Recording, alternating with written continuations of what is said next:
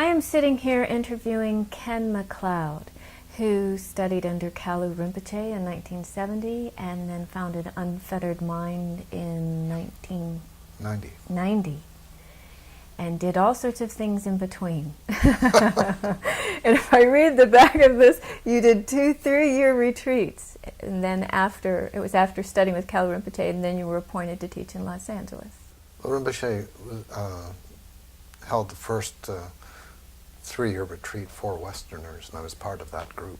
And then at the end of the first 3-year retreat, I elected to do a second one. How'd that go? Difficult. What happens in retreats is that old blocks come out, and if they don't clear out, they make you pretty ill, and I got pretty ill. Where was this retreat? In France. Ah, and so were you leaving the retreat? I mean, was it a continuous retreat for 3 years? Yes. In the first 3-year retreat, there were 7 of us, plus our cook. And he would go into town and get groceries and things like that, but 7 of us never left the half acre that we... For 3 years? 3 years and 3 months. Wow. Wow, that's very interesting. And you said stuff comes up and you got sick. You're saying physically ill. Was that in the second 3 years and the first 3 years? Well, both. Well, I bet you all know each other very well now.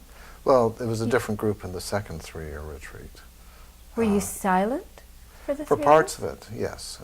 For certain meditations, we observed silence, but we were doing a great deal of study, all of it in Tibetan, so we had to look up a lot of stuff, read a lot of stuff, and we would exchange notes and questions with each other, because there was a lot of material to work through.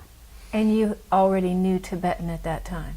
Several of us did. A few had to learn it in the retreat.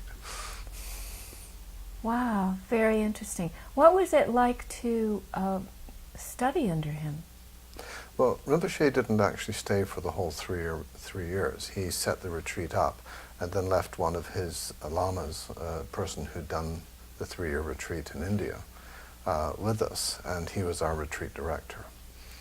And he was a very good person, Lama Tempa. And did Kalu Rinpoche come back at various times? He would visit periodically. Before we started the 3-year retreat, he gave all of the initiations and teachings. And so we had all of the material that we needed. And then the retreat director would actually teach us the various practices, and then we'd study the commentaries on them and learn everything about them, and then we would do them. And then you learn a little bit more when you actually do them. I hear. That's the rumor going around. Yeah, it's quite different from what you read, actually.